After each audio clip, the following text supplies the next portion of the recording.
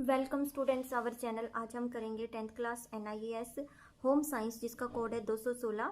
ये आपका model test paper है जो NIES की साइट पे डाला गया है, तो ये आपके लिए महत्वपूर्ण रहेगा। इसकी जो 3 पार्ट थे वो पहले वाली वीडियो में कंप्लीट करा चुकी हूँ। आज इसका जो है 4th पार्ट रहेगा। स्टूडेंट्स, आपके काफ़ी मैसेज आते रहते हैं कि मैम ये एग्ज़ाम में आएगा, मैम ये एग्ज़ाम में आएगा। देखिए स्टूडेंट्स, ये हमारा पहले भी मैंने सभी वीडियो में बताया हुआ है कि पहले जो हमारा पेपर आता था वो दूसरे पैटर्न का था। ठीक है, इस साल जो है आपका पेपर का जो पैटर्न है वो चेंज कर दिया गया है और सिलेबस को भी जो है कम कर दिया गया है।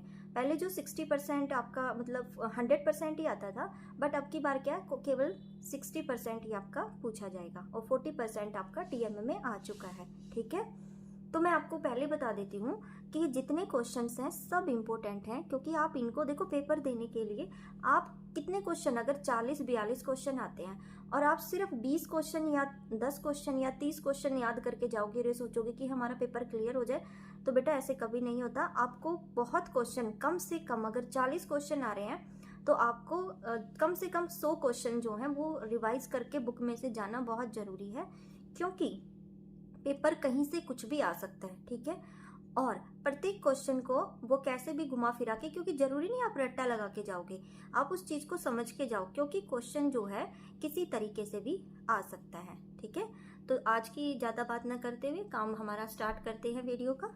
तो पहले हमने कंप्लीट किए थे 24 क्वेश्चंस, आगे हम देखते हैं। बताइए कि निम्नलिखित कथन सत्य है या असत्य। ठीक है, पहला है समय और ऊर्जा एक दूसरे से गहरा संबंध रखते हैं। ठीक है, तो यहाँ पे बेटा आप देखोगे 2 नंबर का आपका ये क्वेश्चन आया हुआ है।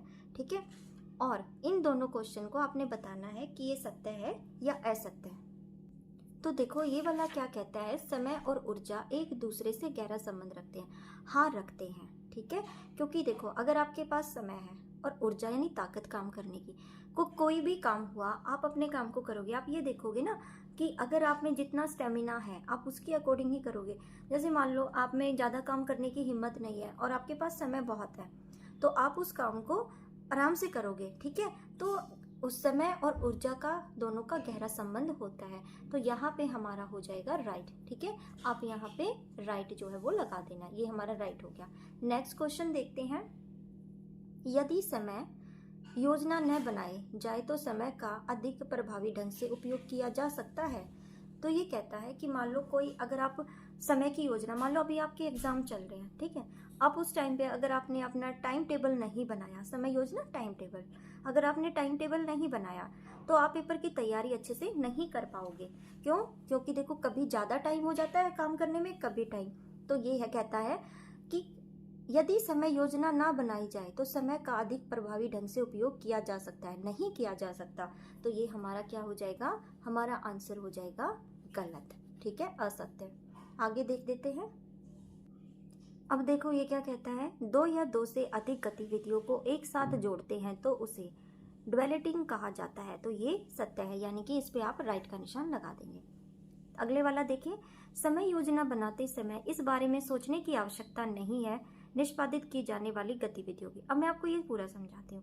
कहते हैं कि जब आपने टाइम टेबल बना लिया तो जो काम आपने करना है तो उस काम के बारे में, जैसे मान लो मैंने अभी एग्जांपल दिया आपको एग्जाम के बारे में, तो एग्जाम की गतिविधि क्या होती है, कब आपने मतलब आपने टाइम टेबल बनाया कि मुझे पढ़ना है। पढ़ने का मतलब किस तरीके से पढ़ना है, एक आप कैसे पढ़ोगे, अपनी किताब से सेल्फ रीडिंग करोगे। ठीक है, उसके बाद दूसरा आपने क्वेश्चंस खुद बनाओगे, तीसरा आप राइटिंग का काम करोगे, और उसके बाद अगर आप थक चुके हो तो आप यूट्यूब वगैरह चला के क्वेश्चंस को समझने की कोशिश करोगे।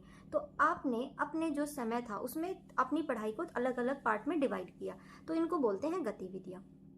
ठीक है, तो ये कहता है इन गतिविधियों को पढ़ना, लिखना, यूट्यूब पे देखना, ये सब चीजें, तो कहता है जब आप टाइम टेबल बना रहे हो तो इन गतिविधियों को करने की जरूरत नहीं है, तो ये गलत होगा। ठीक है, तो क्योंकि अगर आप गतिविधि से, एक्टिविटी से टाइम टेबल बनाओगे ना कि इस टाइम ये एक्टिविटी करनी है, इस टाइम, क्योंकि देखो जब हम ज़्यादा थक जाते हैं ना अपने आप सेल्फ स्टडी कर करके, तो हमें रहता है कि चलो ठीक है थोड़ा सा अब हम यूट्यूब से पढ़ लेते हैं और कुछ वीडियो हम देख लेते हैं, जिससे हमें समझ भी आ जाएगा और हमारा टाइम जो है वो भी यूज हो जाएगा। तो ये कहता है कि गतिविधियों, समय योजना बनाते, टाइम टेबल बनाते समय हमें इन गतिविधियों के बारे में नहीं सोचना चाहिए, सोचना चाहिए, जरूरी है। तो यहाँ पे ये हो जाएगा गलत। ठीक है, इसको आप गलत कर लेना। नेक्स्ट क्वेश्चन देख लेते हैं। सुनीता अपना घर का काम पूरा नहीं कर पाती और अंत तक थक जाती है। दिन को 2 कार्य सरलीकरण प्रक्रिया या रणनीतियां बताइए। देखो क्वेश्चन में क्या कहता है, 2 नंबर का क्वेश्चन आएगा। कोई लड़की है, ठीक है, वो क्या करती है, वो पूरा दिन काम करती रहती है, ठीक है, लेकिन वो अपनी पूरे काम को ना टाइम पे कंप्लीट नहीं कर पाती और वो थक जाती है। तो उसके लिए कोई सजेशन देना है आपने कि वो अपने काम को कैसे कंप्लीट करे ताकि उसको थकावट भी ना हो। ठीक है, अब हम ये आंसर देखते हैं इसका।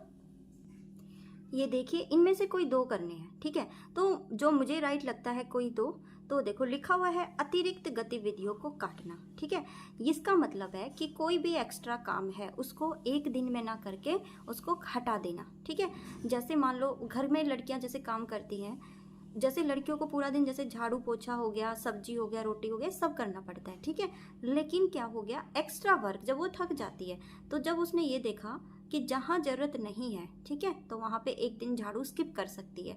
तो कहती जो एक्स्ट्रा गतिविधि है उनको कम कर देना चाहिए, क्योंकि हर रोज जो है एक्स्ट्रा काम करेगी तो वो थक जाएगी। तो यहाँ पे लिखा है अतिरिक्त मतलब एक्स्ट्रा, गतिविधि एक्टिविटी को काटना मतलब कम कर देना। ठीक है, एक तो ये हो गया।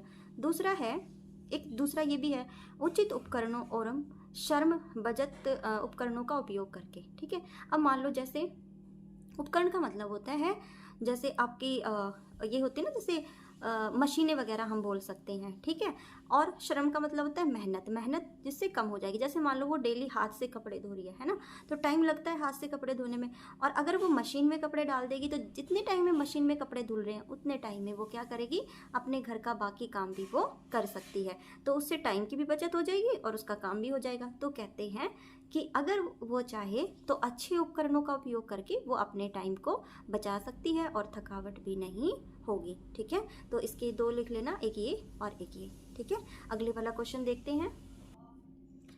पहला क्वेश्चन देखेंगे हम अभी। ठीक है, तो इसमें देखेंगे क्या गलत है और क्या सही है। ठीक है, देखो सबसे पहले हमारा है बच्चों को इस दौरान होने वाले परिवर्तनों के बारे में शिक्षित नहीं किया जाना चाहिए।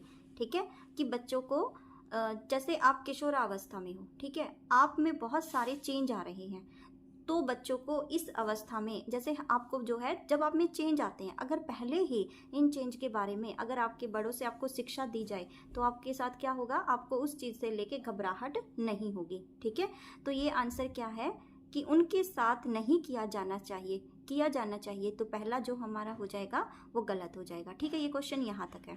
उसके बाद देखो ये 2 है ना, यहाँ से स्टार्ट होता है, मालिनी को मासिक धर्म के दौरान आउटडोर गेम नहीं खेलना चाहिए। ठीक है, तो यहाँ पे ये लड़कियों की बात करता है कि जब लड़कियाँ मासिक धर्म जब होता है उनको, तो उनको बाहर के गेम नहीं खेलने चाहिए। तो ये क्या होगा, ये भी बिल्कुल गलत होगा। ठीक है, तो अगला देखते हैं। सोहेल का भाई उसे रात्रि चर कहकर दोषी महसूस कराता है। रात्रि चर मतलब रात और चर मतलब चलने वाला। कई बच्चों की आदत होती है ना रात में चलने की, तो ये कहते हैं कि उसे महसूस कराता है।